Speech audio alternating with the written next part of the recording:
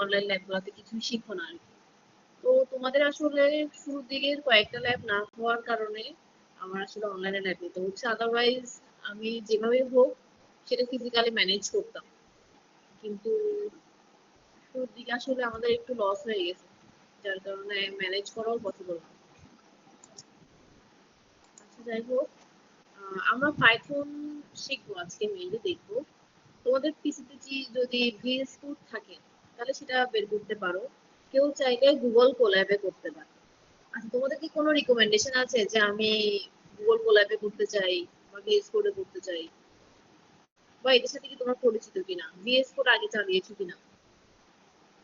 Ma'am Google collab হলে হচ্ছে আগের ডাটাগুলো আমাদের কাছে থাকবে, ইজিলি আমরা ল্যাবে করলে ওই ডাটাগুলো অ্যাক্সেস পাবো, ওটা ভালো হতো আর কি আমাদের জন্য। হ্যাঁ। ভিএস কোডে হলে তো ওটা পারবো না। আচ্ছা আমি মেইনলি দুটাই দেখিয়ে দিব। আমরা যখন আমাদের বিএসসি তে এআই প্রজেক্ট করেছিলাম তখন হচ্ছে গুগল কোল্যাবেই কাজ করেছিলাম আর কি। এখন এখানে দেখি যে সবাই VS কোডে করায়, কেন করায় আমি জানি না, বাট আমি দুটাই দেখিয়ে দিব। আহ, দুটাতেই করতে পারবেন। বাট প্রজেক্টের ক্ষেত্রে আমার কাছে মনে হয় যে VS কোডে করলে বেটার আর কি। আমরাও এআই তে প্রজেক্ট করেছিলাম, কারণ হচ্ছে VS কোড একটা ফোল্ডার করে অনেকগুলো ফাইল ক্রিয়েট করে একসাথে রাখা যায় এটা। কিন্তু VS কোডে একটু সেটিংস নিয়ে একটু ঝামেলা আর কি। সবসময় দেখা যায় কি এই এরর ওই এরর, কিন্তু গুগল কোলাবে হচ্ছে এই এরর গুলো হয় না। যাই হোক আমরা হচ্ছে আগে আইডি গুলো দেখে নিই। আর কেউ আশা করি আসবে না। আসলে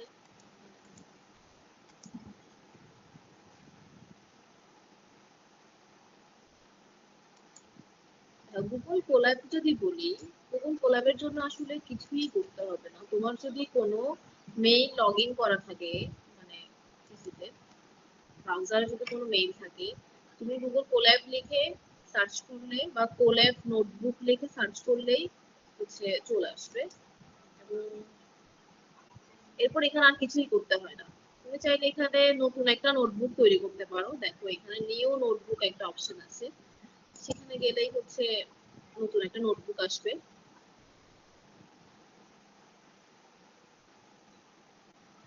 এবং দেখবে যে এখানে অনেকগুলা সেল আছে। সেল বলতে একটা সেল আছে। তুমি যদি পরের একটা সেল তৈরি করতে চাও, এখানে প্লাস কোড একটা অপশন আছে। প্লাস কোড দেখতে পাচ্ছ তুমি জানি না। প্লাস কোড, এই প্লাস কোডে গেলেই নিচে আরেকটা সেল তৈরি হচ্ছে, নিচে আরেকটা সেল হচ্ছে এরকম। তো এই সেল গুলা কেন প্রয়োজন? ধরো তুমি চাচ্ছ একটা ফাংশন একটা সেলে রাখবে, পরের ফাংশনটা আরেকটা সেলে রাখবে, জাস্ট ওদের মধ্যে কি করার জন্য, আহ, একটা ডিফারেন্স একটা ডিসটেন্স রাখার জন্য। সেটাই। চাইলে এগুলো এক লাইনেও করতে পারবে। যেমন আমি যদি এখানে লিখি যে প্রিন্ট এ, এই সেম জিনিসটা আমি যদি এখানেও লিখি, সরি এখানে যদি আমি লিখি, এবার এখানে রান কিভাবে করতে হয়? রান হচ্ছে এখানে পাশে একটা প্লে বাটন আছে, প্রত্যেকটা লাইনের প্রত্যেকটা সেলের পাশে একটা প্লে বাটন আছে, ওখানে ক্লিক করলেই হচ্ছে রান হবে। প্রিন্ট এ দিলে এ প্রিন্ট হবে, প্রিন্ট বি দিলে প্রিন্ট বি প্রিন্ট হবে। আচ্ছা, এখন দেখো দুইটা লাইন আমি দুইটা সেলে করেছি, চাইলে কিন্তু আমি দুইটা লাইন একটা সেলেও করতে পারি। তখন কিন্তু দেখো একটা লাইনেই প্রিন্ট হচ্ছে। তার মানে এটা না যে সবসময় সেল ক্রিয়েট করতেই হবে। তুমি কিন্তু এটা বেটার যে সবকিছু একটা সেলে না করা, অল্প অল্প কাজ একটা একটা সেলে করা। তাহলে তুমি বুঝতে পারবা তোমার কোন সেলে এরর আসতেছে। ধরো কোনো কারণে তোমার পুরো প্রোগ্রামটাতে এরর আসতেছে, এখন তুমি বুঝতেছো না যে সেলের কোন জায়গায় কোন লাইনে প্রবলেম। তুমি যখন আহ, পুরো কোডটাকে ছোট ছোট ভাগ করে ছোট ছোট সেলে সেলে কোড করবা, ধরো মেইন ফাংশনটা এক জায়গায়, ছোট ছোট ফাংশন গুলো এক এক জায়গায় কোড করবা, তখন তোমার ডিবাগ করতে ইজি হবে যে কোন জায়গায় আসলে প্রবলেম। এখন তুমি যদি পুরো কোডটা, ধরো 200 লাইনের একটা কোড একটা সেলে রান করে ফেলছো, তখন তুমি কিন্তু বুঝতেছো না যে এখানে আসলে এক্স্যাক্টলি কোন জায়গায় এররটা আসছে। ঠিক আছে, এটা হচ্ছে আমাদের গুগল কোল্যাবের ইন্টারফেস। এখানে তোমরা আরো অনেক কিছু করতে পারো, যেমন এখানে অনেকগুলো অপশন আছে, পড়লেই তোমরা বুঝতে পারবে। পুরাতন কোনো নোটবুক তোমরা খুলতে পারবে, নতুন এটা। তারপর লোকালি যদি কেউ কোনো নোটবুক করে থাকো, জুপিটার নোটবুক, আরো অনেকগুলো লোকাল নোটবুক আছে, তো সেক্ষেত্রে নোটবুক এডিটর আছে, তো সেখান থেকে নোটবুক গুলো এখানে আপলোড করতে পারো। তারপর হচ্ছে এখানে রান টাইম আছে, রান টাইমের মধ্যে অনেকগুলো অপশন আছে। এখানে জিপিইউ এর অপশন আছে, এখানে চেঞ্জ রান টাইমে গেলে T4 জিপিইউ দিলে জিপিইউ আসবে। এখানে দুটো অপশন আছে। কোল্যাবের আসলে একটা সুবিধা, সিপিইউ এবং জিপিইউ। সিপিইউ থেকে জিপিইউ অনেক বেশি ফাস্টার, কিন্তু জিপিইউ একটা লিমিটেড টাইম পর্যন্ত থাকে। তুমি যদি জিপিইউ দিয়ে অনেক ভারী কাজ, হেভি কাজ করতে চাও, ওটা করতে পারবে। আচ্ছা, ওটা প্রজেক্টের সময় আমাদের প্রয়োজন হলে দেখবো। আপাতত আমরা যেহেতু পাইথন শিখবো, পাইথনের জন্য আসলে জিপিইউ প্রয়োজন নাই, সিপিইউ আছে, সিপিইউ দিয়েই কাজ হবে। আচ্ছা, এরপর আমরা একটু ভিএস কোডটা দেখবো। যারা ভিএস কোডে অনেক ভিএস কোডেই করতে চাও বা ভিএস কোডে ছিলা, তোমরা মেবি আইপি প্রজেক্টস গুলা ভিএস কোডে করেছো, যার কারণে অনেকে হচ্ছে ভিএস কোডের প্রতি মায়া বসে গেছে, ভিএস কোডে থাকতে চাও। সেই ক্ষেত্রে আমি একটু দেখাই। তোমাদেরকে যেটা করতে হবে, এখানে এক্সটেনশনে যেতে হবে। এক্সটেনশনে গিয়ে তোমাদের পাইথন লিখে সার্চ করবে। পাইথন লিখে সার্চ করলে এখানে মাইক্রোসফটের যে পাইথনটা আছে, সেটা এখানে অলরেডি ইনস্টল করা আছে। যদি তোমাদের পিসিতে বা তোমাদের অ্যাপে সেটা ইনস্টল করা না থাকে, সেক্ষেত্রে দেখবা পাশে ইনস্টল একটা অপশন থাকবে। তো যদি থাকে, সেক্ষেত্রে তুমি ইনস্টল করে নিবা। আর যদি না থাকে, বুঝবা যে পাইথনটা অলরেডি ইনস্টল করা আছে। যেমন আমার এখানে দেখো পাইথনের যে এক্সটেনশন, সেটার পাশে কোনো ইনস্টল লেখা নাই, তার মানে এটা অলরেডি ইনস্টলড। আচ্ছা, আর কোডটা রান করার জন্য অনেকগুলো আসলে এক্সটেনশন আছে। আমি কোড রানারটা ইউজ করতে পারি। কোড রানার একটা এক্সটেনশন যেটা আসলে কোডটাকে রান করবে। তো সেক্ষেত্রে কোড রানারটাও দেখো আমার এখানে ইনস্টল করা আছে। আচ্ছা, এক্ষেত্রে কোড রানার ইনস্টল হলো, পাইথন ইনস্টল হলো। তার মানে কি, পাইথন যে কোড করবো, আমি যে সিনট্যাক্স গুলো লিখবো, সেগুলোকে এক্সিকিউট করতে পারবে। আর রান করে কনসোলে আমাকে আউটপুট গুলো দেখাতে পারবে। আচ্ছা, এখন এই যে রান করে আমাকে আউটপুট গুলো দেখাবে, সেটার জন্য আরেকটু সেটিং করতে হবে। সেটা হচ্ছে, এখানে দেখো সেটিং বাটন আছে একটা নিচে। সেটিং বাটনে গিয়ে, এখানে সেটিং অপশনে গিয়ে, এখানে তুমি লিখবা যে কোড রানার। দেখো এখানে কোড রানারটা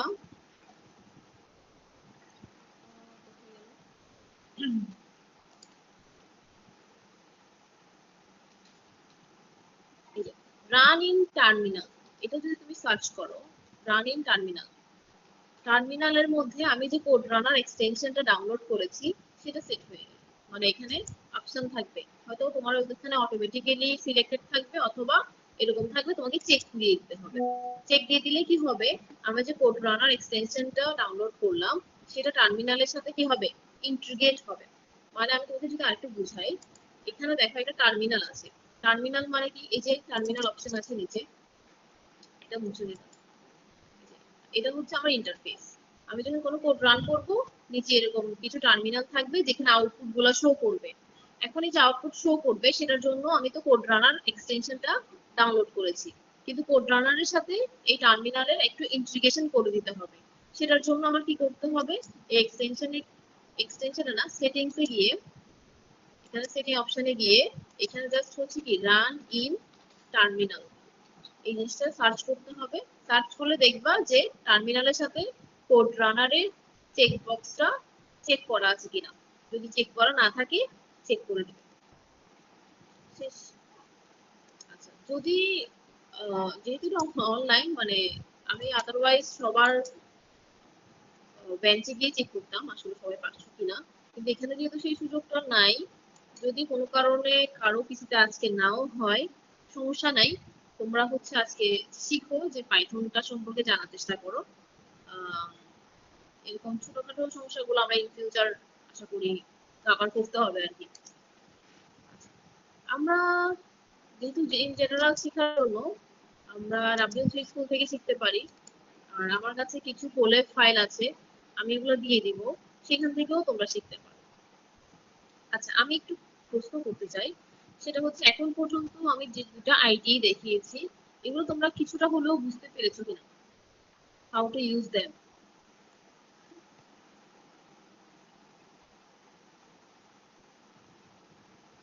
জি ম্যাম।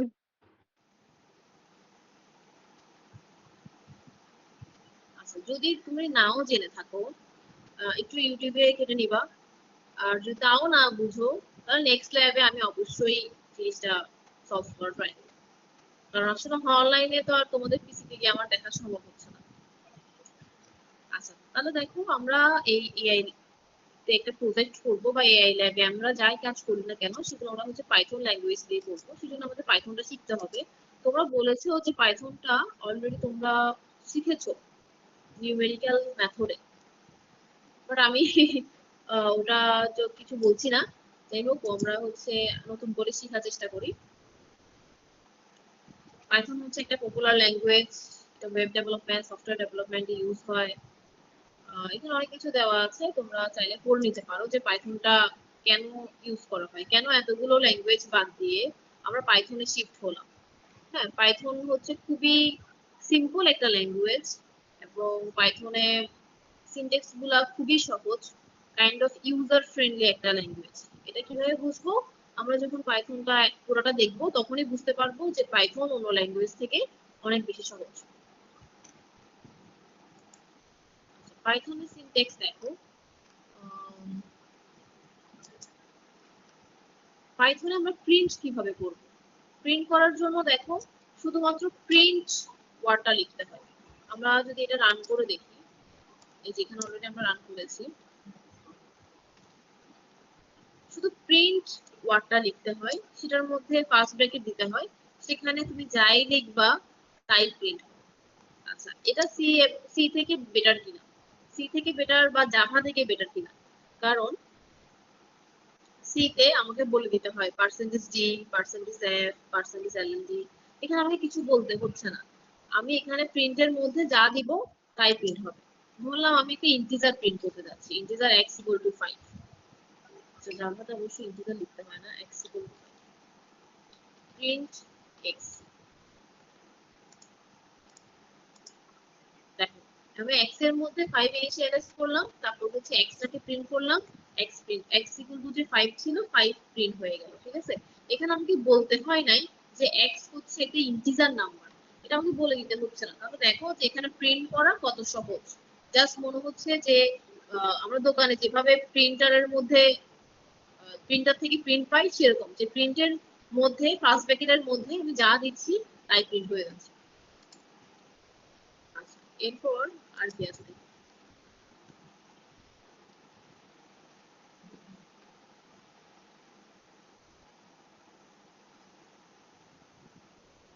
আচ্ছা, ওরা বলতে যাচ্ছে আচ্ছা এখানে কি কেউ বলতে পারবে আমি যদি এখানে ডাবল কোট না দিয়ে সিঙ্গেল কোট দিই এটা কি প্রিন্ট হবে কিনা? এখানে হচ্ছে কোটেশন নিয়ে প্রবলেম কম হয়। হুম, এখানে কি এটা কি প্রিন্ট হবে? হ্যালো ওয়ার্ল্ড কি প্রিন্ট হবে? প্রিন্ট হওয়ার তো কথা, পাইথনে কোটেশন মার্ক গুলা একটু কম কনসিডার হ্যাঁ, করা হয়। এখানে এই সমস্যাটা নাই।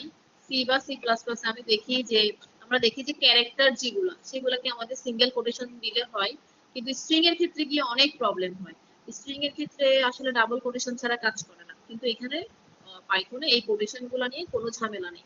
আর একটা জিনিস তোমরা খেয়াল করছো কিনা জানি না, এখানে কিন্তু লাইনের শেষে সেমিকোলনের যে ব্যাপারটা সেটা নিয়েও কোনো সমস্যা নাই, কিন্তু এটাতে একটা সমস্যা আছে, সেটা আমরা সামনে বুঝতে পারবো। কিন্তু আপাতত আমরা সমস্যা যেগুলো নাই সেগুলো নিয়ে কথা বলি। যেমন হচ্ছে কোটেশন নিয়ে সমস্যা হচ্ছে না, তারপর হচ্ছে কি ধরনের জিনিস আমি প্রিন্ট করছি, স্ট্রিং প্রিন্ট করছি নাকি ইন্টিজার প্রিন্ট করছি সেটা নিয়ে সমস্যা হচ্ছে না। তারপর সেমিকোলন নিয়ে সমস্যা হচ্ছে না, মানে একটা লাইন কোথায় শেষ হচ্ছে তারপরে যেটা সেমিকোলন দিতে হবে সেটা নিয়েও কোনো প্রবলেম এখানে নাই। আচ্ছা, এরপর পাইথনের কমেন্টস গুলো আমরা দেখতে পারি। আচ্ছা, আমরা তো যেটুকু আমাদের নলেজ আছে কমেন্ট কিভাবে করতে হয় আমরা কি জানি? মানে সি বা সি প্লাস প্লাস আমরা কিভাবে কমেন্ট করেছি? Double slash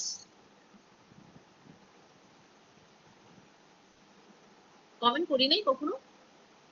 slash R hash star দিলে, স্টার দিয়ে যদি এটার মধ্যে রাখে ওটা হচ্ছে বক্স আকারে করা যায়, আর যদি সিঙ্গেল লাইনের জন্য হয় তাহলে ডাবল স্ল্যাশ দিয়েও করা যায়। সিঙ্গেল লাইনের জন্য হলে ডাবল স্ল্যাশ, আর মাল্টিপল লাইনের জন্য হলে স্ল্যাশ দিয়ে স্ল্যাশ স্টার।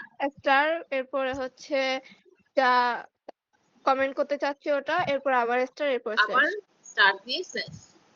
হ্যাঁ, কিন্তু এখানে একটু ভিন্ন, এখানে হচ্ছে তোমাকে হ্যাশ হ্যাশ ইউজ ইউজ করতে করতে হবে। হবে। এখন এবং এখানে একটা ডিসঅ্যাডভান্টেজ, সেটা হচ্ছে তুমি যদি মাল্টিপল লাইন করতে চাও, মাল্টিপল লাইনের শুরুতেই তোমাকে কি করতে হবে, হ্যাশ ইউজ করতে হবে। এরকম কোনো অপশন এখানে নাই যে শুরুতে একটা দিলাম, শেষে একটা দিলাম, মাঝখানে যা ছিল সবকিছু কমেন্ট হয়ে যাচ্ছে, যেটা আমরা সি প্লাস প্লাসে বা সিতে বা জাভাতে দেখেছি যে মাল্টিপল লাইন কমেন্টের ক্ষেত্রে যদি 10টা লাইন হয়, 10টা লাইনের শুরুতে হচ্ছে স্ল্যাশ দিয়ে স্টার দিতে হবে এবং ওই 10টা লাইনের শেষে স্টার দিয়ে স্ল্যাশ দিতে হবে। কিন্তু এখানে সেই সুযোগটা নাই। এখানে কমেন্ট করার ক্ষেত্রে 10টা লাইন যদি আমি কমেন্ট করতে চাই, 10টা লাইনের শুরুতেই হচ্ছে আমাকে কি দিতে হবে, একটা হ্যাশ দিতে হবে। এরকম হ্যাশ দিতে হবে। হ্যাশ দিলে হচ্ছে এখানে লাইনটা গ্রিন কালার হয়ে যাচ্ছে, এবং গ্রিন কালার হয়ে গেলে তার মানে সেটা একটা কমেন্ট। সেটাকে যদি আমি রান করি, দেখো কোনো আউটপুট আসছে না, কারণ কমেন্টের তো কোনো আউটপুট হবে না। আচ্ছা, আমি যদি আবার কমেন্টটা রিমুভ করে দেই তাহলে এটা প্রিন্ট করবে। আচ্ছা, এরপর দেখো পাইথনের ভেরিয়েবল গুলো যদি দেখো, পাইথনের এখানে একটা মজার বিষয়, সেটা হচ্ছে ভেরিয়েবল কি জিনিস সেটা আমাকে বলতে হয় না। লাইক দেখো এখানে x equal to 5, y equal to John. হ্যাঁ, আমি কিন্তু ওকে বলছি না ইন্টিজার x ইকুয়াল টু 5, আমি ওকে বলছি না স্ট্রিং y ইকুয়াল টু জন। ওকে আমি যখন y এর মধ্যে জন কে অ্যাসাইন করছি, ও অটোমেটিক্যালি বুঝে যাচ্ছে y এর টাইপ হচ্ছে একটা স্ট্রিং, ওকে কিছুই বলে দিতে হচ্ছে না।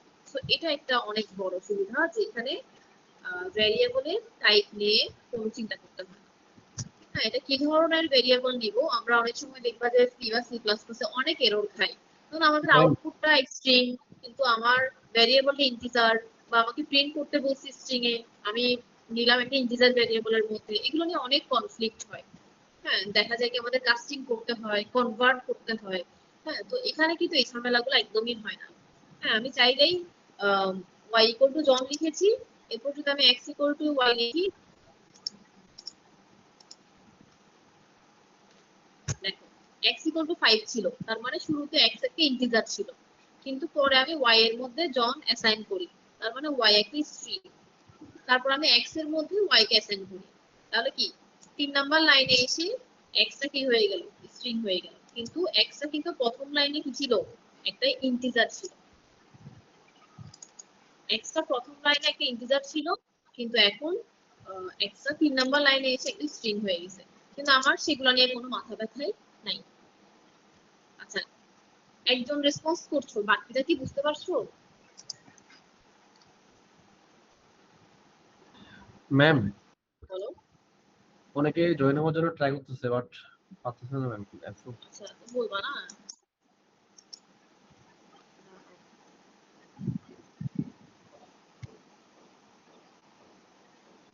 অনেকে না, 2 জন। আচ্ছা, কেউ যদি একটু জয়েন হতে না পারো, গ্রুপে জিজ্ঞেস করবা, আমি এখানে জয়েন করবো, আমার আসলে খেয়াল থাকে না তো। আম, যেটা জিজ্ঞেস করছিলাম, বাকিটা কি বুঝতে পারছেন? পাইথন কিন্তু মজার, মানে শিখতে মজা। আমি জানি না নিউমেরিক্যাল মেথডে তোমরা কিন্তু পাইথনটা সম্পূর্ণ শিখার কথা, এবং পাইথন কিন্তু ভুলে যাওয়ার মতো কোনো ল্যাঙ্গুয়েজও না। মানে পাইথনের আসলে ওরকম কোনো স্পেশাল কোনো সিনটেক্স নাই যেটার জন্য আসলে মনে রাখতে হয়। হ্যাঁ, তো পাইথন খুবই ইজি। তো কেন জানি আমি জিজ্ঞেস করার পর খুব বেশি রেসপন্স পাইনি যে নিউমেরিক্যাল মেথডে কি শিখেছো, সেটা নিয়ে দেখলাম যে অনেকেই বলতে পারছো না। তো এটা আসলে এক্সপেক্টেড না আর কি। তারপর এখানে দেখো, আচ্ছা এটা তো বুঝলাম ভেরিয়েবল সম্পর্কে।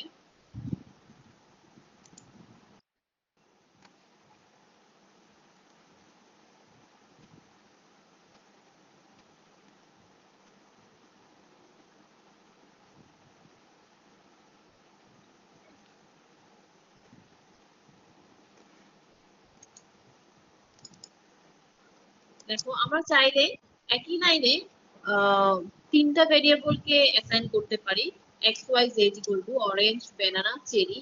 তাহলে দেখো এক্স এর মধ্যে অরেঞ্জ অ্যাসাইন হচ্ছে, ওয়াই এর মধ্যে ব্যানানা অ্যাসাইন হচ্ছে, জেড এর মধ্যে চেরি অ্যাসাইন হচ্ছে। এখন তোমরা কি মনে করছো যে এক্স ওয়াই জেড সবাই কি স্ট্রিং হইতে হবে? না, সবাই কি স্ট্রিং না হলেও চলবে। যেমন আমরা চাইলে কি করতে পারি, আমরা এখানে রান না করি, আমরা এখানেই রান করি। আমরা চাইলে এক্স এর মধ্যে অরেঞ্জ, ওয়াই এর মধ্যে দিতে পারি হচ্ছে 100 এবং জেড এর মধ্যে চেরি। তাহলে কি হলো, আমরা একসাথে দেখি হয় কিনা। দেখো যে এক্স ওয়াই জেড এর মধ্যে আমি চাই একই সাথে স্ট্রিং কে অ্যাসাইন করতে পারছি, একই সাথে ইন্টিজার কে অ্যাসাইন করতে পারছি, একই সাথে আরেকটা স্ট্রিং কে অ্যাসাইন করতে পারছি। কিন্তু সি প্লাস প্লাস এ বা সি তে আমরা কি করতে পারতাম, আমাদেরকে কিভাবে লিখতে হতো, আমাদেরকে এভাবে করে লিখতে হতো string S equal to orange, হ্যাঁ, তারপর ইন্টিজার 3 ইকুয়াল টু 10। এগুলো অবশ্যই আমাদের মাল্টিপল লাইনে গিয়ে লিখতে হতো, একই লাইনে আমরা কখনোই করতে পারতাম না। কিন্তু দেখো এখানে একই লাইনে আমি স্ট্রিংও অ্যাসাইন করছি, ইন্টিজারও অ্যাসাইন করছি, মাল্টিপল ভ্যারিয়েবলকে আমি একসাথে অ্যাসাইন করতে পারছি। তো পাইথন খুবই খুবই ফ্রেন্ডলি, মানে আমাদের যেটা মন চাই, মনে হয় যে পাইথন সেরকম মানে মনের মতো একটা ল্যাঙ্গুয়েজ বলতে পারো আর কি। আমাদের আসলে যখন আমরা সি বা সি প্লাস প্লাস কোড করি, আমাদের একদমই মন চায় না যে দুটো লাইনে লিখি, আমাদের মন চায় সবই এক লাইনে করে ফেলি। তো এই জায়গায় এসে পাইথন একটু মনের মতো ল্যাঙ্গুয়েজ আর কি।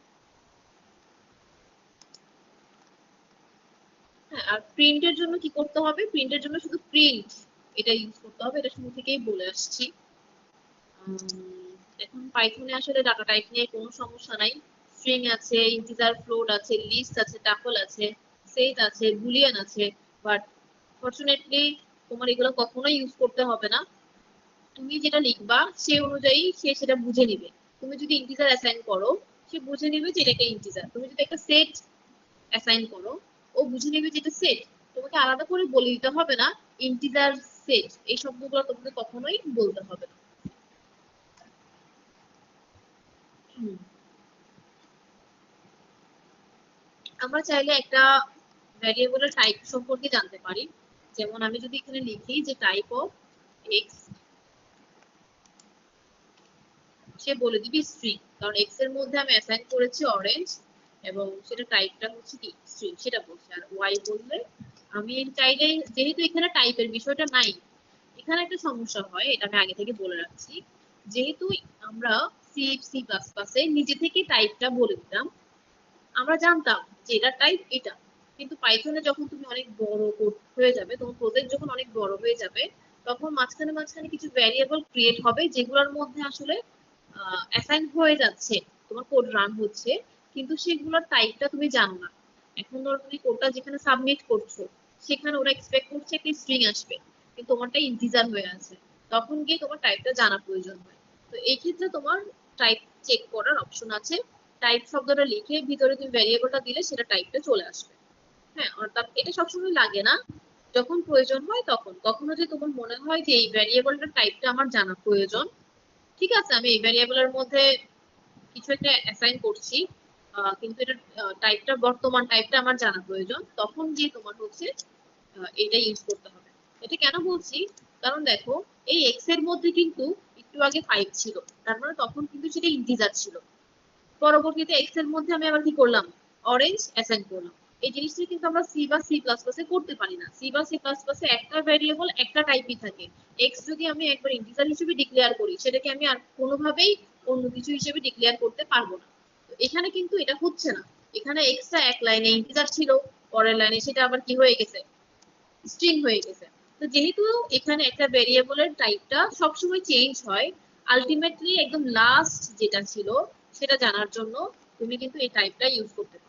এখানে যখন তুমি টাইপটা এভাবে জিজ্ঞেস করবা, ও বলে দিবে যে এক্স এর বর্তমানটা কত, বর্তমানে তার টাইপটা কত। আগে সে বিভিন্ন রকম টাইপ ছিল, আগে সে ইন্টিজার ছিল, ফ্লোট ছিল, ডাজন্ট ম্যাটার। এই টাইপ এক্স মানে হচ্ছে সে বলে দিবে যে বর্তমানে এক্স এর টাইপ কি, যে এখন বর্তমানে স্ট্রিং, সেটা বলে দিবে। আচ্ছা, এখানে আরো অনেক কিছু আছে।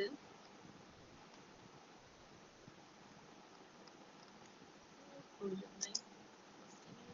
স্ক্রিনটা করতে পারো।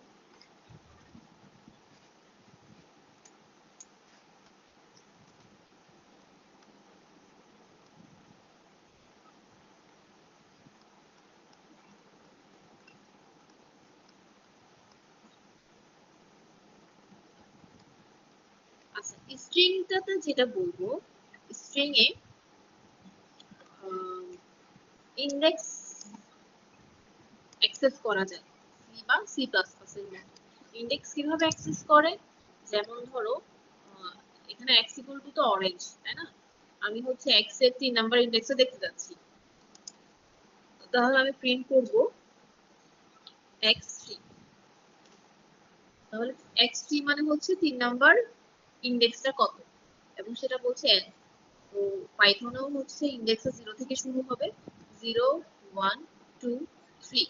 3 নাম্বার ইন্ডেক্স আসতেছে কোথায়, অরেঞ্জে n। সেটা তার মানে স্ট্রিং এ হচ্ছে কি অ্যাক্সেসটা করা যায়। তারপর দেখো স্ট্রিং এর লেন্থ কিভাবে জানবো, সেটা হচ্ছে lane of a। Lane of a দিলেই হচ্ছে কি স্ট্রিং এর লেন্থটা প্রিন্ট করে।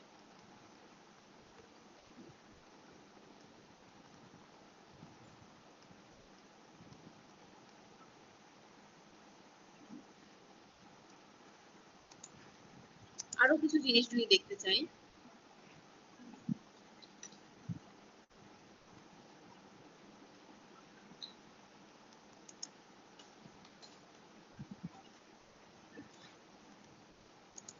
এই যে এখানে দেখো ইফ এলস কিভাবে দেখানো হয় সেটা আগে দেখাই, তারপর আমরা বুলিয়ানে আসবো, লিস্টে আসবো। আচ্ছা, আগে ইফ এলসটা শিখিয়ে ফেলি। দেখো ইফ এলস কিভাবে লিখতে হয়, পাইথনে কোনো সেকেন্ড ব্র্যাকেট নাই, যেটা আমরা ইফ এলস পড়েছিলাম যে ইফ হবে এলস ইফ হবে এবং তারপরে একটা কি থাকবে, সেকেন্ড ব্র্যাকেট থাকবে, এবং সেকেন্ড ব্র্যাকেটের পরে ভিতরে যা থাকবে সেগুলো হচ্ছে ইফ এর স্টেটমেন্ট। কিন্তু এখানে কখনোই সেকেন্ড ব্র্যাকেট থাকবে না। তাহলে আমি মাল্টিপল লাইন কিভাবে প্রিন্ট করব, এটা নিয়ে কারো আইডিয়া ইন্ডেন্টেশনের আছে? উপর যে তোমরা ইফ এলস আগে ইন্ডেন্টেশন পড়েছো, আমি কিন্তু জিজ্ঞেস করতে পারি, মানে ইন্ডেন্টেশন যেহেতু মানে পাইথন আগে পড়েছো। স্পেসের উপর স্পেস ম্যাটার করে পাইথনে। ইন্ডেন্টেশন মানে হচ্ছে একটা ট্যাগ। ব্লক হ্যাঁ, তুমি হচ্ছে এই যে ইফ এর ইফ লিখবে, এখানে কোনো ব্র্যাকেট নাই, ইফ লিখবে এবং এখানে তুমি কন্ডিশনটা লিখছো বি গ্রেটার দেন এ, এটা হচ্ছে তোমার কন্ডিশন। এবং অবশ্যই এখানে একটা সিনট্যাক্স আছে, এখানে একটা কোলন দিতে হবে, যেটা আমরা এতক্ষণ বলছিলাম যে কোনো সেমিকোলন দিচ্ছি না লাইনের পর। কিন্তু এখানে যেহেতু কোনো ব্র্যাকেট নাই, ইফ কন্ডিশনটা যে শেষ হয়েছে সেটা বোঝানো হয় এখানে কোলনের মাধ্যমে। কোলনটা দিলে ও বুঝতে পারে যে ইফ এর কন্ডিশন শেষ, এবং ইফ এর কন্ডিশনটা হচ্ছে বি গ্রেটার দেন এ। যদি বি এ থেকে বড় হয় তাহলে প্রিন্ট করবে হচ্ছে কি বি ইজ গ্রেটার দেন এ।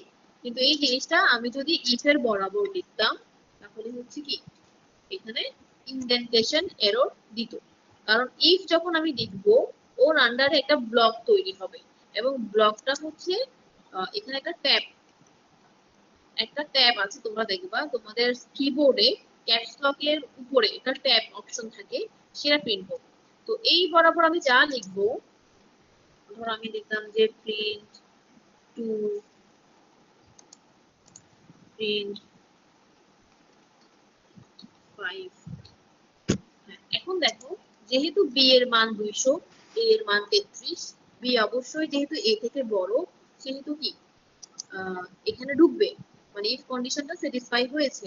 এখন দেখো এখানে মাল্টিপল লাইন আছে, কিন্তু আমরা সি বা সি প্লাস প্লাসে দেখেছি যদি আমরা সেকেন্ড ব্র্যাকেটটা ইউজ না করি সেক্ষেত্রে কিন্তু কি ইফ শুধুমাত্র একটা লাইন এক্সিকিউট করতে পারে, পরের লাইনগুলো ইফ এর বাইরে চলে যায়। কিন্তু এখানে যেহেতু সেকেন্ড ব্র্যাকেটের কোনো প্রচলন নাই, ইফ এর আন্ডারে বা ইফ এর ব্লগের ভিতর তুমি যা কিছু লিখবা সেটা কিন্তু সবকিছুই কি প্রিন্ট হবে। তার মানে কি এই তিনটা লাইনই ইফ এর আন্ডারে চলে গেছে। কিভাবে চলে গেছে, কারণ এখান থেকে ইফ এর পর তুমি যতগুলো লাইন লিখবে সেগুলো যদি তুমি এক ট্যাব পরে লিখো তাহলে হচ্ছে কি এটা বোঝায় যে এটা ইফ এর আন্ডারে। এখানে ইন্ডেন্টেশনটা অনেক ম্যাটার করে। কেউ যদি এভাবে লিখো তাহলে কিন্তু এরর দেখাবে। তাহলে আমি যদি ইফ এর বাহিরে একটা জিনিস প্রিন্ট করতে চাই তখন কি হবে, ধরো আমি চাচ্ছি যে ইফ এর মধ্যে প্রিন্ট হবে না, ইফ এর বাহিরে একটা লাইন থাকবে, জেনারেল লাইন, সেটা কোথায় লিখবো?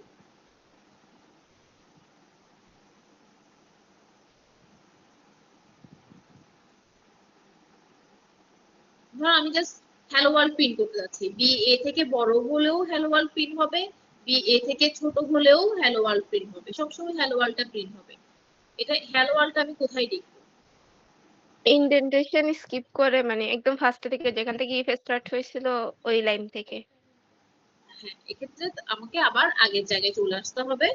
তো এখানে আমরা লিখতে পারি যে প্রিন্ট হ্যালো।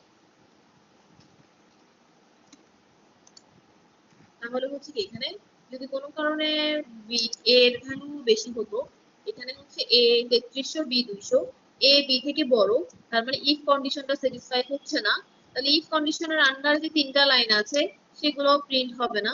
কিন্তু হ্যালোটা হচ্ছে একটা জেনারেল লাইন, এটা ইফ কন্ডিশনের ভিতরে না, কারণ এটা ইফ কন্ডিশনের ইনডেন্টেশনের মধ্যে নাই। আচ্ছা, তাহলে তখন কিন্তু শুধু হ্যালো প্রিন্ট হবে, কারণ এখন এ হচ্ছে বি থেকে বড়। আচ্ছা, এই হচ্ছে তোমাদের ইফ লেখার নিয়ম। তারপর আমরা সি প্লাস প্লাস জাভাতে দেখেছি ইফ এলস ইফ, কিন্তু পাইথনে এলস ইফটা একটু চেঞ্জ আছে, নামটা হচ্ছে এলিফ, ই এল আই এফ, এলিফ লিখলেই হয়ে যাবে। আচ্ছা, ইফ যেভাবে লিখেছো যে ইফ লিখে কন্ডিশন কোলন, এলিফটাও সিমিলার, এলিফ লিখে কন্ডিশন তারপর হচ্ছে কি কোলন। আচ্ছা, তাহলে ইফ যেরকম এলিফও সেরকম।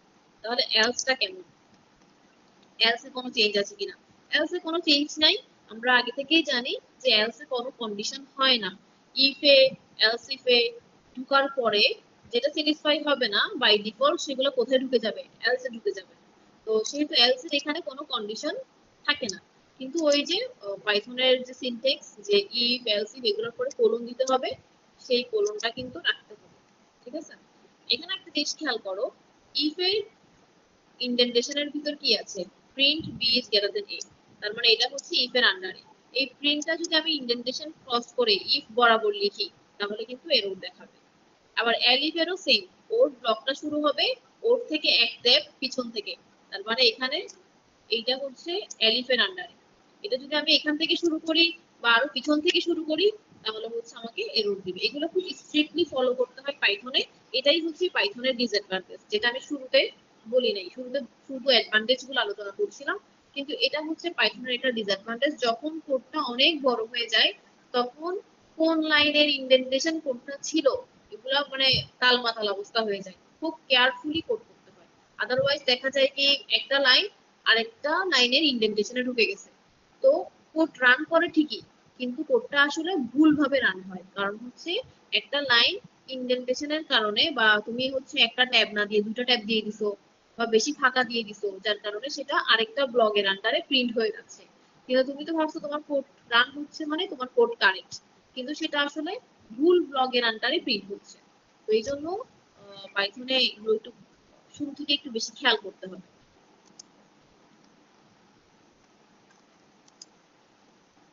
আচ্ছা, এগুলো আমি জাস্ট বলে যাব যে আমরা কিছু অপারেশন আমাদের কাছে আছে, যেমন এরিথমেটিক অপারেশন আছে a plus B, a minus B, into, division, modulus. Logical operation আছে এন্ড, অর, নট, এগুলো এখানেও আছে। আর আমরা ইফ কন্ডিশনের মধ্যে চাইলে ইউজ করতে পারি a greater than B, C greater than A. এগুলো হচ্ছে তোমার রিলেশনাল অপারেটর, যে a greater than B, C greater than A, বা হচ্ছে greater than equal, less than equal. হ্যাঁ, এগুলো আমরা চাইলেই হচ্ছে ইউজ করতে পারি। তার মানে ওরা বলতে চাচ্ছে আমরা ইফ কন্ডিশনের ভিতর এখানে গ্রেটার দেন যেভাবে ইউজ করতে পারি, চাইলে আবার এখানে কি করতে পারি লজিক্যাল এন্ড ইউজ করতে পারি। এভাবে করে লজিক্যাল এন্ড ইউজ করতে পারি, লজিক্যাল অর ইউজ করতে পারি, এরকম।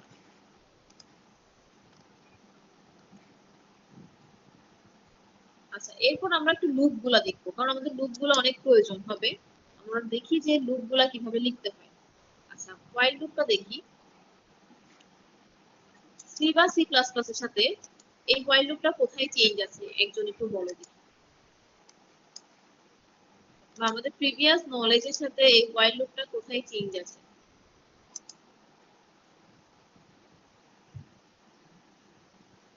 রিলেশনটা উপরে সরি ডিক্লারেশনটা বেশি। ম্যাম কন্ডিশন লেখার ক্ষেত্রে কন্ডিশন লেখার ক্ষেত্রে আমরা জাস্ট ফার্স্ট ব্র্যাকেটটা দিচ্ছি না, প্রথম কথা। আরেকটা জিনিস হচ্ছে এখানে এক্সট্রা যেটা দিতে হচ্ছে সেটা হচ্ছে কোলন। ফার্স্ট ব্র্যাকেট দিচ্ছি না ঠিক আছে, কিন্তু আমাদের কন্ডিশন যে শেষ হয়েছে সেটা বোঝানোর জন্য আমাকে একটা কোলন ইউজ করতে হচ্ছে। হ্যাঁ, আমরা যদি এটা সি প্লাস প্লাসে করতাম আমরা আসলে কিভাবে লিখতাম বা অন্য কোথাও লিখলে আমরা কিভাবে লিখতাম,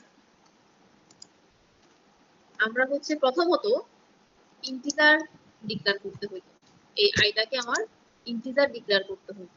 তো তারপর হচ্ছে আমার এখানে একটা ব্র্যাকেট দিতে হতো, তারপর হচ্ছে আমার এখানে একটা সেকেন্ড ব্র্যাকেট দিতে হতো, সেকেন্ড ব্র্যাকেট ক্লোজ করতে হতো, তারপর হচ্ছে কি আমার প্রত্যেকটা লাইনের শেষে আমার সেমিকোলন দিতে হতো। তাহলে এখন আমরা হচ্ছে কি সবকিছু উইথড্র করে দিব, কি কি উইথড্র করে দিব, ইন্টিজারটা উইথড্র করে দিব, সেমিকোলন গুলা উইথড্র করে দিব, প্রয়োজন নাই। আচ্ছা, তারপর হচ্ছে এই ব্র্যাকেট গুলা, তারপর হচ্ছে এই ফার্স্ট ব্র্যাকেটটা উইথড্র করে দিব। এখন ফার্স্ট ব্র্যাকেটটা উইথড্র করে দিলে ওর কন্ডিশন যে শেষ হয়েছে এটা আমরা কিভাবে বুঝবো, এখানে একটা কোলন দিতে হবে। আচ্ছা, এখন আমি সেকেন্ড ব্র্যাকেটটাকে উইথড্র করে দেব। এখন সেকেন্ড ব্র্যাকেট উইথড্র করে দিলে হোয়াইল এর আন্ডারে কোন কোন লাইন এক্সিকিউট হবে সেটা কিভাবে বুঝবো, সেটা হচ্ছে ইনডেন্টেশন। খেয়াল করো, হোয়াইল যেখান থেকে শুরু হয়েছে এর পরের যে লাইনগুলো হোয়াইল এর আন্ডারে আছে সেগুলো কিন্তু এক ট্যাব পিছনে আছে। এক ট্যাব মানে হচ্ছে কি চারটা ব্যাক স্পেস, মানে তুমি যদি যেটা শুরু থেকে দেখতে চাও 1 2 3 4, সরি ট্যাব মানে দুইটা মনে হয়, স্পেসটা অনেক বড়, দুইটা। তোমরা চাইলে এভাবে দুইটা দিতে পারো, অথবা ক্যাপস লকের উপর একটা ট্যাব অপশন আছে সেটা দিলেও হয়ে যাচ্ছে। এটা আউটপুট হচ্ছে 1 থেকে 5 পর্যন্ত, কারণ আই 6 পর্যন্ত, 6 থেকে ছোট থাকা অবস্থায় এটা প্রিন্ট হবে প্রতিবার 1 করে করে বাড়বে 1 থেকে 5 পর্যন্ত। আচ্ছা, আমি যদি এটা ফর লুপ দিয়ে লিখতে চাই কিভাবে লিখবো, ফর লুপে তো আমরা জানি যে তিনটা ভাগ থাকে, যে i equal to 1, i less than 6, i plus plus, পুরোটা একটা লাইনে লিখতে হয়। হোয়াইল লুপে কিন্তু ভেঙে ভেঙে লিখতে হয়, মানে i equal to 1 এই জায়গায়, i less than 6 এই জায়গায়, i plus plus এই জায়গায়। কিন্তু আমরা জানি যে ফর লুপে একটা পোর্শনেই সবকিছু লিখতে হয়। তাহলে এখানে পাইথনে ফর লুপটা একটু দেখি। পাইথনের ফর লুপ অনেক রকম আছে, আগে একটা দেখি।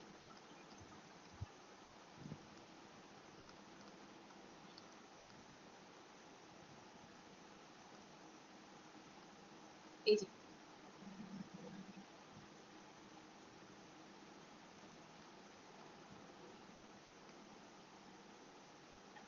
পাইথনের ফর লুপটা একটু ডিফারেন্ট। আচ্ছা, ফর লুপ অনেক রকম আছে বললাম, দেখো এটার মধ্যে অনেক রকম আছে। ফার্স্ট আমরা এটা প্রিন্ট করি, তারপর এটার মধ্যে আমরা এডিট করব।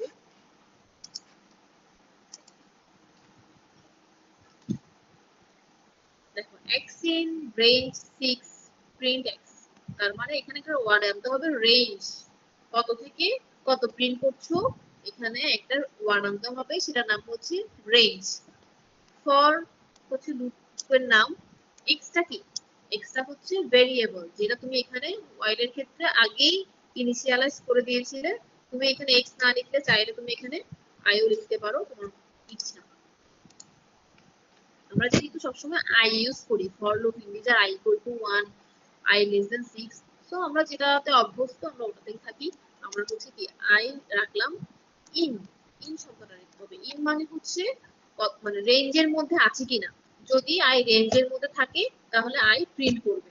এখন আমার রেঞ্জ হচ্ছে কি, আমি চাচ্ছি 0 থেকে 5 অবধি প্রিন্ট করতে, তাহলে i কি 0 থেকে 5 এর মধ্যে আছে, থাকলে প্রিন্ট করবে। মানে এই লাইনটা দ্বারা সেটাই বোঝানো হচ্ছে। ফর লুপ কিভাবে কাজ করে, ফর লুপ হচ্ছে প্রতিবার যে আইটা আসবে সে দেখবে যে এটা রেঞ্জের মধ্যে আছে কি নাই, যদি থাকে তাহলে সেটা প্রিন্ট করবে, যদি না থাকে তাহলে প্রিন্ট করবে।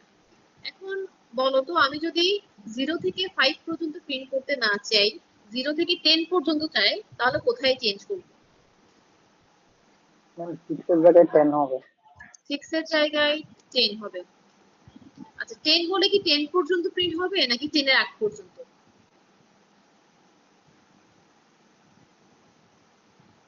10 এর আগ পর্যন্ত। হ্যাঁ, 10 এর আগ পর্যন্ত। আচ্ছা, এখন যদি আমি চাই আমি 0 থেকে প্রিন্ট করব না, আমি 5 থেকে প্রিন্ট করব, 5 থেকে 10, কি করতে হবে? আমি 5 কমা দিয়ে তারপর 10 দিব রেঞ্জ ফাংশনের মধ্যে। রেঞ্জের মধ্যে এই রেঞ্জের মধ্যে আসলে প্যারামিটার, রেঞ্জ হচ্ছে একটা ফাংশন, এটার মধ্যে চাইলে 3টা প্যারামিটার পাস করা যায়, চাইলে একটাও করা যায়। তুমি যদি একটা করো, ও ধরে নিবে 0 থেকে অত অবধি। তুমি যদি 5 দাও, তাহলে ও এখন বুঝে নিবে 5 থেকে 10। কিন্তু তুমি যদি 5টা না দাও, তখন ও ধরে নিবে 0 থেকে 10। মানে এটা ডিফল্ট ধরে নেই, এমন না যে প্যারামিটার গুলা পাস হচ্ছে না, প্যারামিটার গুলো পাস হয়, বাই ডিফল্ট 0 পাস হয়। দেখো এখন 5 থেকে 10-এর আগ পর্যন্ত প্রিন্ট হচ্ছে। আচ্ছা, এখন আমি যদি চাই 5, 7, 9 এভাবে যদি চাই, মানে i প্লাস, আমরা যে ফর লুপে i plus equal 2, i plus equal 3, মানে 3 ঘর পর পর 2 ঘর পর পর প্রিন্ট করতে চাই, তাহলে সেক্ষেত্রে কি করব, আরেকটা প্যারামিটার পাস করতে হবে, সেটা হচ্ছে 2। 2 পাস করলে কি হবে, 5, 7, 9। দেখো এখানে 6 আর 8 প্রিন্ট হয় নাই, কারণ এখানে আমরা আরেকটা প্যারামিটার পাস করছি, সেটা হচ্ছে 2। বাই ডিফল্ট সেটা 1 সেট করা থাকে, যার কারণে তুমি এটা না দিলেও হয়, ও এক এক করে বাড়াতে থাকে। কিন্তু তুমি যখন 2 সেট করে দিবা, তখন সেটা 2 করে করে বাড়বে। আচ্ছা, যদি এরকম হয় 10 থেকে 5 পর্যন্ত প্রিন্ট করবো, এবং সেটা হচ্ছে -2, বিয়োগ করা যায় কিনা দেখি, ডিক্রিমেন্ট করা যায় কিনা। দেখো এখানে ডিক্রিমেন্টও হয়, 10 থেকে 2 ঘর ডিক্রিমেন্ট হলো, তারপর হচ্ছে কিছু হয়। মানে ফর লুপটা আমরা উল্টাও চালাতে পারি, চাইলে সোজাও চালাতে পারি, এটা আমাদের ইচ্ছা। আর একটা জিনিস খেয়াল করো, এখানে ইন্ডেন্টেশনটা ম্যাটার করছে। ফর লুপের আন্ডারে যেহেতু এই প্রিন্টটা, তো হচ্ছে কি এখানে ইন্ডেন্টেশনটা দিতে হচ্ছে। এখন একটা জিনিস খেয়াল করো, আমি ধরো 10, 8, 6 শুধুমাত্র 8 কে প্রিন্ট করবো, তাহলে ইফ i ইকুয়াল ইকুয়াল 8, আমি ফার্স্ট ব্র্যাকেট দিয়ে দিচ্ছি ট্রেডিশন অনুযায়ী,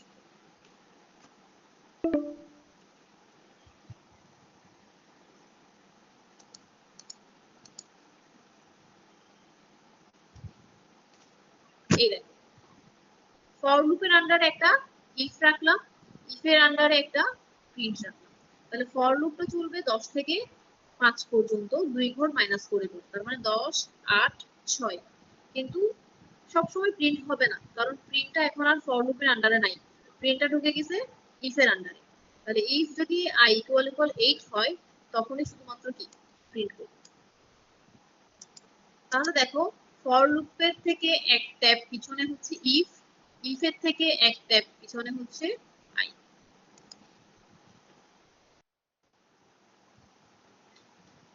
আচ্ছা, এটা এখন আমাকে বলবা এটার আউটপুট কি।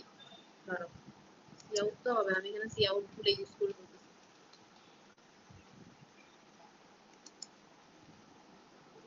এটা হচ্ছে তোমাদের আজকে টাস্ক, বলবা যে এটার আউটপুট কি।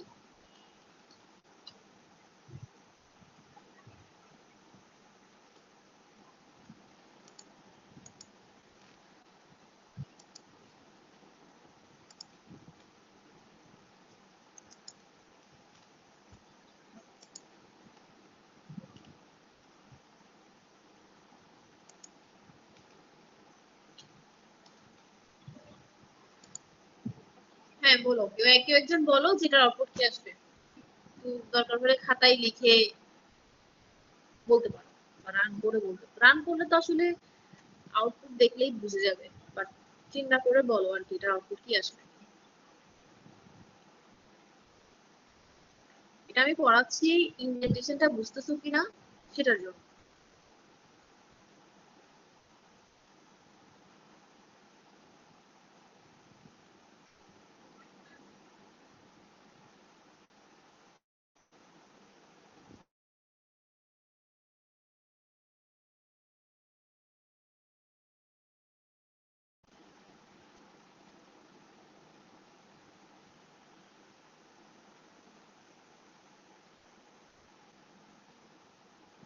হ্যালো 5 বার প্রিন্ট হবে আর মিটা একবার।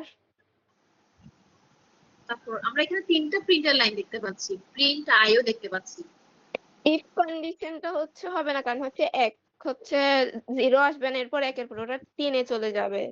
2 ইনক্রিজ করলে তো সবগুলো বিজোড় সংখ্যা, তাহলে ইফ এর কন্ডিশনটা তো আর কাজে লাগতেছে না। এরপরে হচ্ছে হ্যালোটা আসবে, তাও এটা 5 বার, 1 থেকে 10, 5 বার 4। আচ্ছা, এরপরে তাহলে আমি মিটা। এটাকে 0 করে দিতে পারি, সমস্যা নেই। তাহলে আমাদের এই কন্ডিশনটা 1ও থাকতে পারে।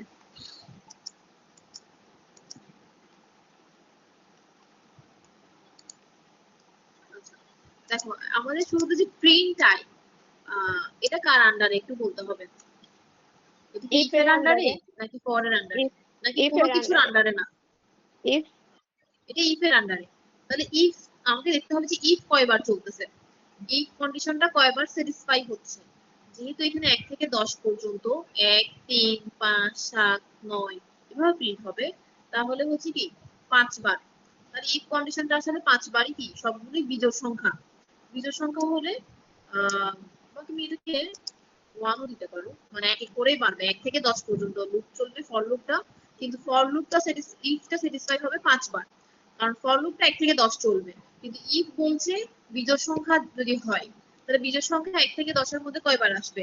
5 বার আসবে। তার মানে 5 বারই কি হবে? প্রিন্ট আই প্রিন্ট হবে। তার মানে 1 3 5 7 9 এগুলো প্রিন্ট হবে। এরপর দেখো হ্যালোটা কার আন্ডারে?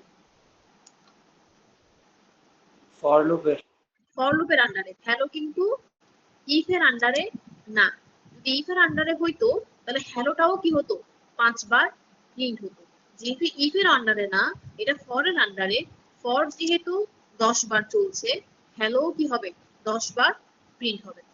এরপর হচ্ছে মি হচ্ছে জেনারেল লাইন, সেটা ফর এর আন্ডারেও না ইফ এর আন্ডারেও না, জাস্ট নরমাল একটা লাইন। তাহলে মি হচ্ছে কি ফর লুপ শেষ, জাস্ট কি একবার প্রিন্ট হবে। তো দেখো এখানে 1 3 5 7 9 এটা প্রিন্ট হচ্ছে, এবং হ্যালো প্রিন্ট হচ্ছে। হ্যালো প্রিন্ট হচ্ছে টোটাল 1 2 3 4 5 6 7 8 9 9 বার, কারণ এটা 1 থেকে 10 পর্যন্ত চলছে। মানে 1 থেকে 10 পর্যন্ত বলতে 1 থেকে 9 আসলে 10 না। তো হ্যালোটা আসলে 9 বার প্রিন্ট হবে, আর মিটা শুধু একবার প্রিন্ট হচ্ছে। আচ্ছা, ইন্ডেন্টেশন নিয়ে অনেক পড়াশোনা করে ফেলছে, অনেক টাইম চলে গেল।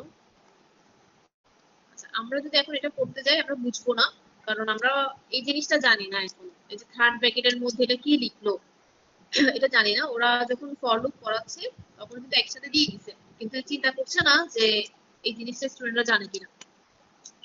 যাই হোক, আমরা আপাতত যেটুকু ফর লুপ শিখেছি সেটাই। আর কন্টিনিউ ব্রেক এগুলো পড়াতে হবে? এগুলো তো পারি না।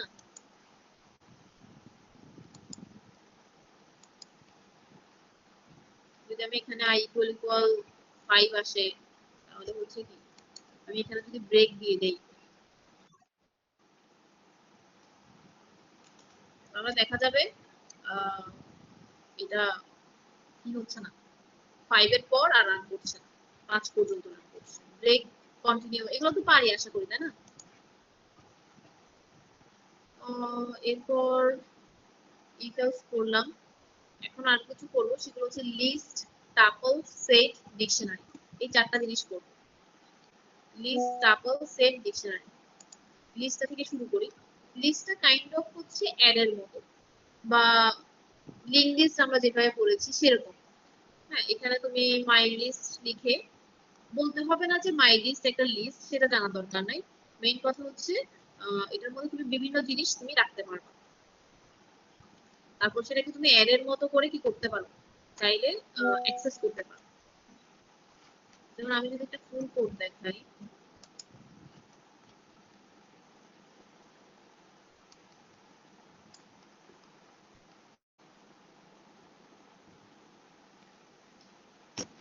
লিস্টটা অনেক ইম্পর্টেন্ট। লিস্টটা দেখবে যে অনেক প্রয়োজন হচ্ছে, এদের জাতীয় জিনিসগুলোতে লিস্ট অনেক প্রয়োজন। তারা দেখি ওরা কি ডিফারেন্ট কাইন্ড অফ জিনিস রাখা যায় কিনা।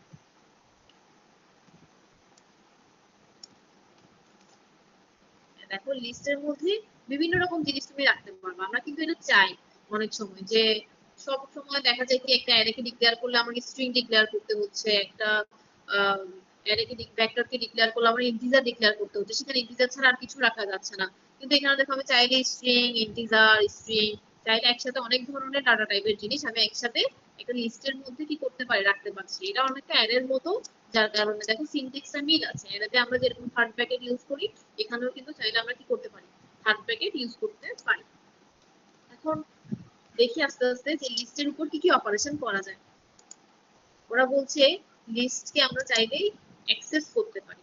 অ্যাক্সেস বলতে কিরকম, মানে যে কোনো একটা এলিমেন্ট ধরে আমি প্রিন্ট করতে পারি যে 1 নাম্বার ইন্ডেক্সে কে আছে দেখি, 2, আমি 1 নাম্বার ইন্ডেক্সকে কি করতে পারছি, অ্যাক্সেস করতে পারছি।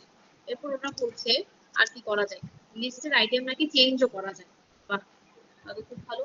তাহলে আমি হচ্ছে চেঞ্জ করে দিতে পারি দিস লিস্ট টু 3.5, একটা ডাবল ভ্যালু রাখবো। দিস লিস্ট টু যদি আমি প্রিন্ট করি, পুরো লিস্টটাকেও প্রিন্ট করা যায়।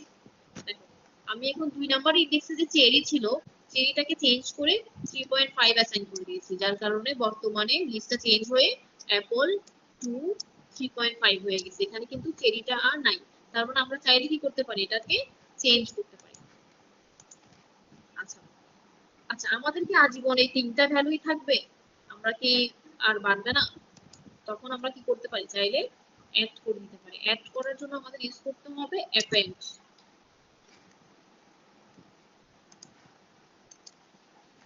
আমরা ধরো এখানে তো 3টা ছিল, আমরা 4 নাম্বারে হচ্ছে কি অরেঞ্জটা অ্যাড করতে যাচ্ছি। তাহলে রান করে দেখি যে এখানে দেখো আগে 3টা ছিল এলিমেন্ট, এখন হয়ে গেছে 4টা, অরেঞ্জটা অ্যাড হয়ে গেছে। তো যদি আমরা মাঝখানে ইনসার্ট করতে চাই, মানে অ্যাপেন্ড কিন্তু সবার লাস্টে বোঝায়, অ্যাপেন্ড হচ্ছে সবার লাস্টে বোঝায়, কিন্তু আমি ধরো মাঝখানে ইনসার্ট করতে চাচ্ছি, ধরো আমি এখানে ব্যানানা ইনসার্ট করতে চাই, অ্যাপলের পরে ব্যানানা, তাহলে কিভাবে করবো?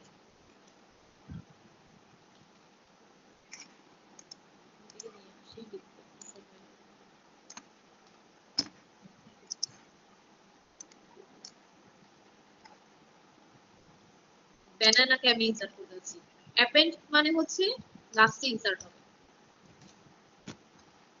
ওয়ান ব্যানানা মানে হচ্ছে 1 নাম্বার ইন্ডেক্সে ব্যানানা ইনসার্ট করছে, মানে আমি চাইলে কি করতে পারি, মিডলে ইনসার্ট করতে পারি। এটা অনেকটা লিঙ্ক লিস্টের মতো, কারণ অ্যারেতে আমরা জানতাম যে অ্যারেতে হচ্ছে মাঝখানে ইনসার্ট করা যায় না। মাঝখানে যদি আমি ইনসার্ট করতে চাই, অ্যারের পিছনের এলিমেন্ট গুলাকে এক ঘর করে করে পিছনে নিতে হবে, কিন্তু এখানে এই সমস্যাটা নাই। আমরা যে কোনো জায়গায় যে কোনো কিছু, যে কোনো টাইপের জিনিস ইনসার্ট করতে পারি, যে কোনো জায়গায় যে কোনো কিছু, যে কোনো জায়গায় বলতে মাঝখানে হোক, শেষে হোক, শুরুতে হোক, যে কোনো কিছু বলতে যে কোনো টাইপের হোক, সেটা ইন্টিজার হোক, ফ্লোট হোক, স্ট্রিং হোক, আমরা হচ্ছে কি ইনসার্টও করতে পারি, রিমুভও করতে পারি। তাহলে রিমুভ গুলো একটু দেখাই দেই যে রিমুভ কিভাবে করতে হয়। জাস্ট হচ্ছে রিমুভ ব্যানানা দিলে রিমুভ হয়ে যায়, মানে কোন এলিমেন্টটা রিমুভ করতে যাচ্ছ সেটা। আর তুমি যদি মনে করো যে তুমি এলিমেন্টের নাম জানো না, তুমি স্পেসিফিক ইন্ডেক্স বলে দিবা যে 5 নাম্বার ইন্ডেক্সে কে আছে, তাকে ডিলিট করে দাও, তাকে পপ করে দাও, তখন ইউজ করতে হবে পপ। তার মানে কি, যখন তুমি ইন্ডেক্স দিয়ে কাজ করবা, ইনসার্ট করার সময় ইউজ করতে হবে ইনসার্ট, আর যখন তুমি ডিলিট করবা ইন্ডেক্স দিয়ে, তখন বলবো পপ। পপ ইউজ করলে পপের মধ্যে যে ইন্ডেক্সটা লিখছো সেই ইন্ডেক্সের এলিমেন্টটা ডিলিট হয়ে যাবে। আর তুমি যদি এলিমেন্টের নাম জানতে চাও, ধরো একটা স্টুডেন্ট ড্রপ দিল, আমি বললাম যে এই স্টুডেন্টের নাম দিয়ে বললাম যে এই স্টুডেন্টটাকে রিমুভ করে দাও, তখন সে ওই নাম দিয়ে রিমুভ করে দিবে, যে এখানে ব্যানানা নামে যদি কিছু থাকে সেটা রিমুভ হয়ে যাবে।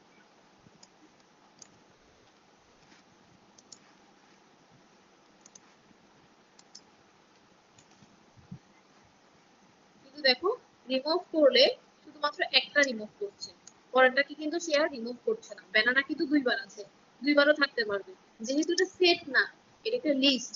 সেট মানে আমরা জানি ইউনিক আইটেম রাখে, কিন্তু লিস্ট, অ্যারে এগুলো তো ইউনিক আইটেমের জন্য না। তো যখন রিমুভ করবে, ও শুধুমাত্র প্রথমবার যখন পাবে সেটাকে কি করে দিবে, রিমুভ করে দিবে, সে পরেরটাকে আর রিমুভ করবে না। আচ্ছা, এখন আমরা লিস্টের মধ্যে দেখবো যে কিভাবে লুপ চালাতে হয়। এখানেও কিন্তু ফর লুপ চালানো যায় লিস্টের মধ্যে, সেটা হচ্ছে ইটারেটরের মাধ্যমে।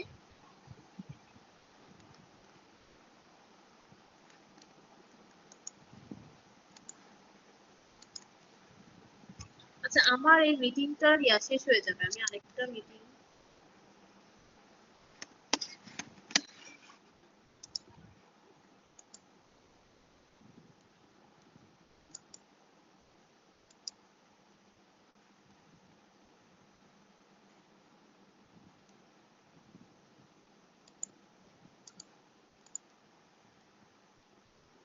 আচ্ছা, ক্রিয়েট করা আছে, আমরা যখন শেষ হয়ে যাবে, আমি লিঙ্কটা দিলে ওখানে জয়েন করবো।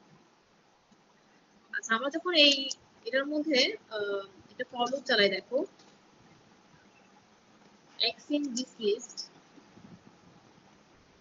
x in this list print x।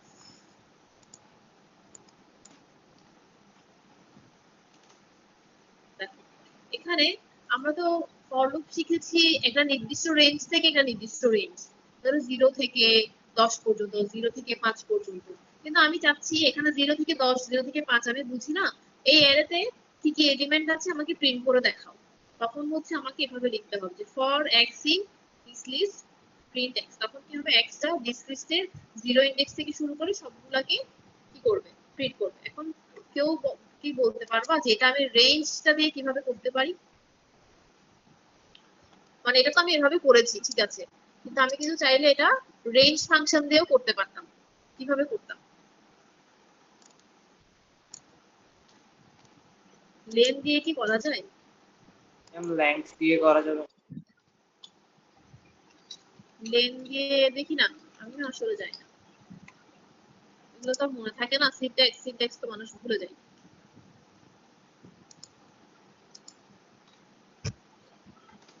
হ্যাঁ হচ্ছে তো, কিন্তু না এখানে হচ্ছে দিস লিস্ট আই দিতে হবে।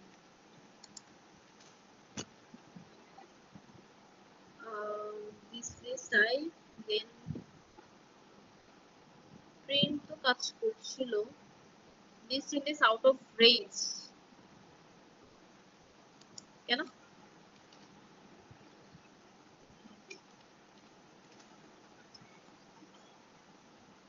ও, আই দিয়েছি এই জন্য এক্স হবে।